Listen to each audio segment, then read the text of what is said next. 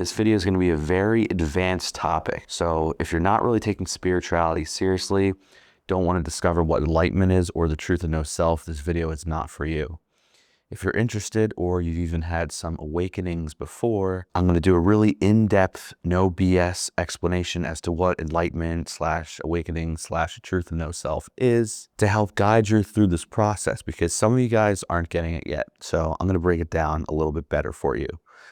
So I've used this explanation before about enlightenment as to comparing it to building a light switch or explaining what a light switch does. So I'm going to go through every religious belief system and kind of use this metaphor to explain how they would deal with discovering what light is in a light switch. And hear me out, because this will make sense in a second. So in this metaphor we have here, let's take the religious person, for example. So imagine that they want to make this room bright somehow, but they have no idea how. This is a dark room and they want to discover light. The religious take on this light switch, if we're building this metaphorical light switch, is that this person's parents might come one day, and when this person was a little kid, their parents might say to them, there's this mythical thing called light, and you're just going to have to believe from blind faith that this is what it is, because I was raised to believe that this thing called light exists. I've never actually seen it before, but it's there. It's 100% there. And there's a bunch of books, biblical scriptures you can read on this light and how it could be produced in the room. We're not going to really learn how to physically see this light on a mechanical level, but you're just kind of going to believe it's there, and that's pretty much the end of it. So then this person joins like church or something like that, where they get a bunch of biblical books and scriptures about what light possibly is.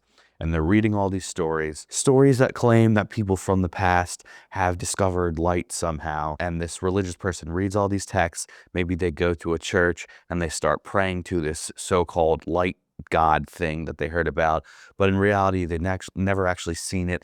They've never actually experienced this light before. They're just going to take it as blind faith, and they're going to sit there. Maybe they're going to pray to this light every single night, say, oh, this light that I have not seen before, I believe in you and I take you by blind faith that you exist, and I'm going to go to groups and churches and talk about you, read more books on you. Now imagine the agnostics' point on this light switch. They'd say, if we were to build a light structure somehow, maybe build a light switch, we possibly could turn on this light, but hey, no one else has really done it before. I've never seen it happen myself personally, so I don't really know if there's a way to see this light or not. How could you? There's no possible way that you could see this light. It's just stories and whatnot. I'm not going to take the complete scientific perspective and say that it does not exist. However, since I look around right now, I don't see a light. I don't see that it's there. I can't physically say that it couldn't possibly exist, but since it's not here, when I look around in my vision in this dark room where the light's off,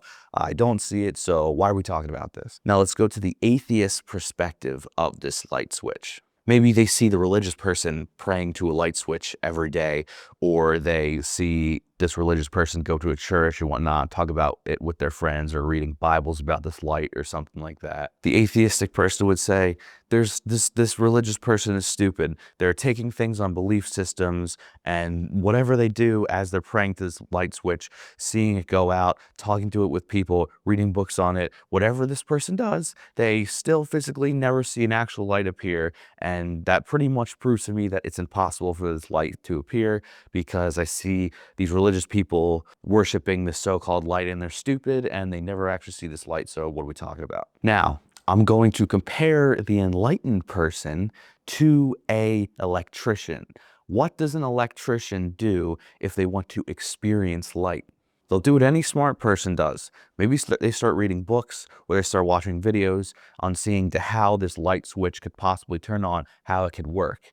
And what they do is they find documents of actual built out instructions on how to operate this light switch. but not just how to see it. They understand that you have to build it first. You need to understand electrical engineering, you need to develop your skill level, and you need to actually be able to build this in order for it to exist, because it takes a lot of work. So they open up the blueprints, they see the instructions, they gather all the materials, which is very important, and they start doing the work. See how this one electrician, they don't just pray to it, they don't just believe it out of blind faith, they don't just ignore it and say, oh, it doesn't exist because it's not there. They say that, well, there's a possibility that it could work. Apparently there's instructions on the internet or these blueprints that I'm reading or whatever on how to physically build this thing. So let's actually put the pedal to the metal and get this done and actually test to see if this can be built. Because if I'm going to be a skeptic, I'm going to use a healthy amount of skepticism. I'm going to try all the methods here to build this light switch, and maybe it doesn't work, but I got to give it my full-on effort to try to see, or else maybe if it doesn't work, it's because I didn't try hard enough. So they take all these things together, they start building this light switch, they start researching how electricity works and how you need to connect all the wiring, and you need an outlet, blah, blah, blah, screw in a light bulb. And when this whole entire completion is done, this electrician, otherwise known as the real enlightened person, can click on this light switch and see, oh my God, the room just illuminated. The religious person did not see it, the atheist did not see it, the agnostic person did not see it, but that is because none of them actually took the steps, the action, which is the most important part, and the belief that it could happen as long as they actually tried and followed the instructions. So who do you want to be? Ask yourself.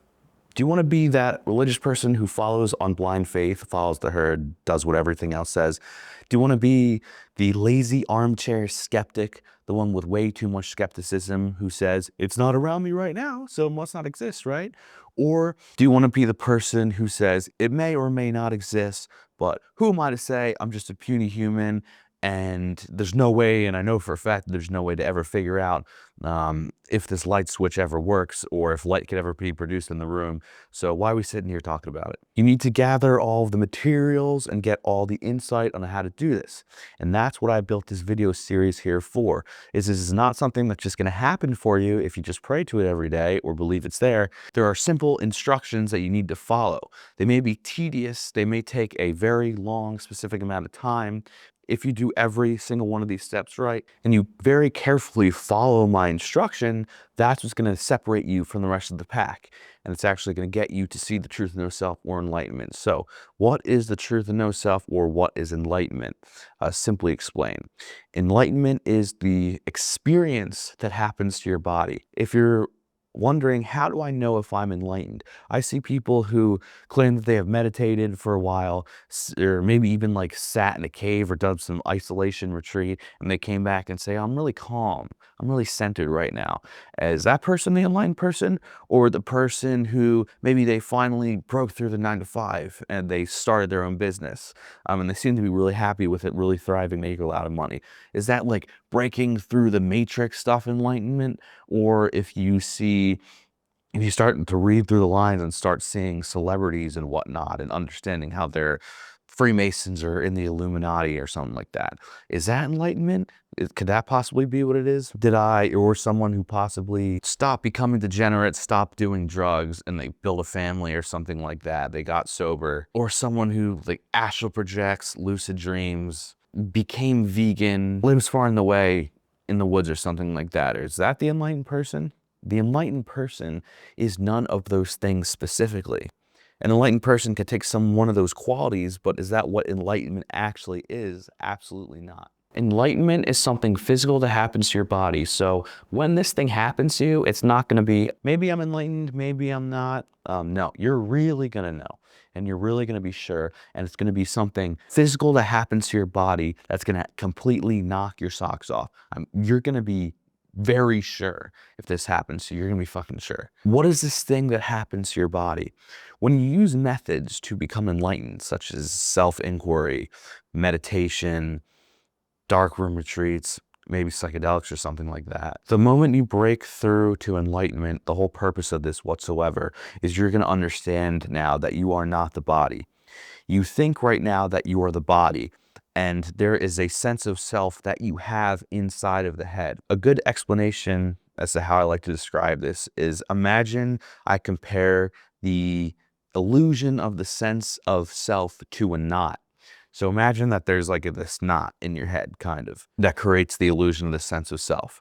Now, this knot is comprised of three strings. There are three strings that are tangled inside of this knot in order to make it a knot. These three strings are images of the head, dialogue as thoughts, words in the head, and feelings in the body. When we can dissect that these three things are the only three things that exist, but the fact that they create this knot, this illusion that that is false, we can start to dissect that. We can untangle this knot, untangle these strings, and then all of a sudden pop at the end of your inquiry, whether it takes months or weeks or years or something like that, at the end of this inquiry, if you loosen this knot up enough, it's going to become a slip knot. And the moment that enlightenment happens is when pop, you pull at these strings and you see these strings as what they are. This knot never really existed. That was a concept in the mind.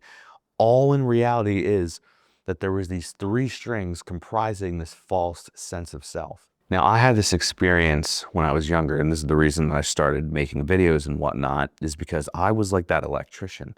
I knew that there was something there, and I kind of sniffed out the BS in religion, sniffed out the BS in the agnosticism and the atheism and whatnot, and I really wanted to do an empirical investigation as to what enlightenment could be, the truth of no self really is. And it's the fact that you are made up of consciousness. You physically leave your body when enlightenment happens. Although it's not really physically, that's what it certainly is in a paradoxical way.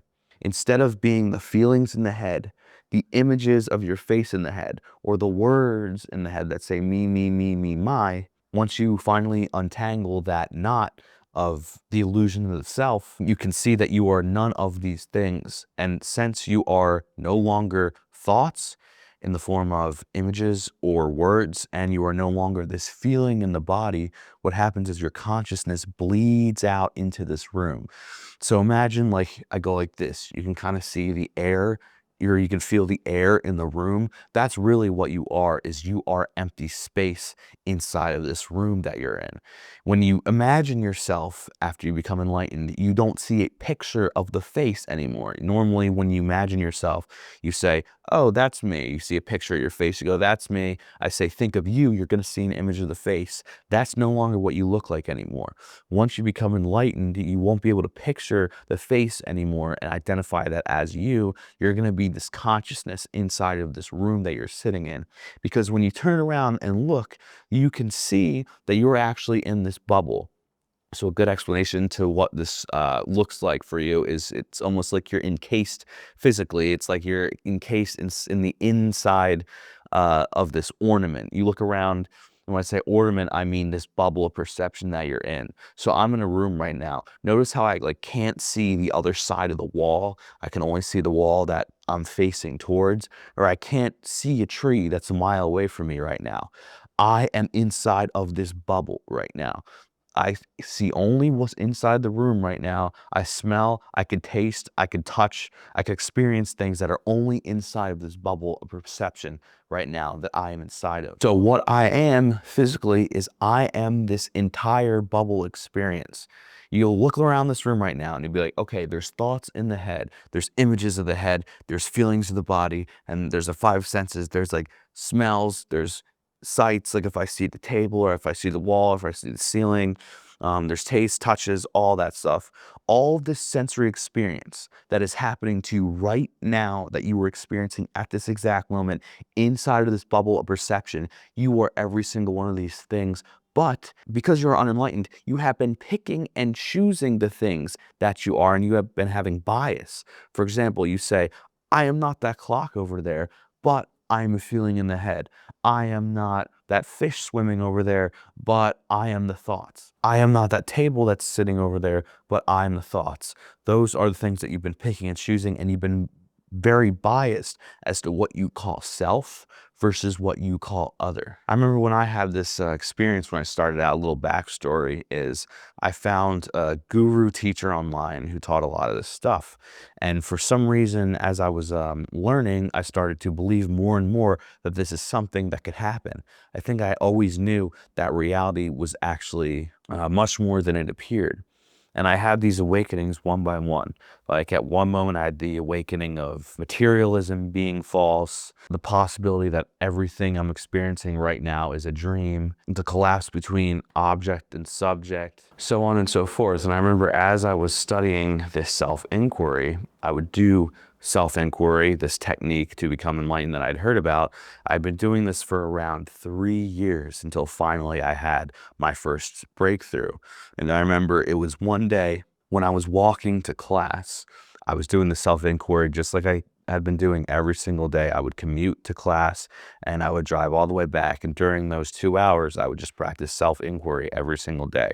And on my way to class one day, I was doing self-inquiry and I was tugging at this knot that we were talking about earlier. And I remember the thought that changed everything was, if I is an idea in the mind that nobody is thinking, then who is the one that is having that thought? And at that exact moment, that pulling of the slip knot occurred. All those 3 years of self-inquiry that I'd been doing, they all pulled and popped at the same time. And all of a sudden, I completely separated from being the thoughts and the body. And I became every single thing in the environment that I was currently in. You feel like you almost disappear from your body entirely. Because imagine if you're no longer in the body anymore, this body is empty and it's hollow now. And it's a very hollow feeling. So the body almost feels like it's a corpse walking around its own with no one inside of it. Imagine if one day, like you woke up or you're doing the self-inquiry, and you realize that there was nobody inside of the body anymore. Contemplate that, ponder that in your head.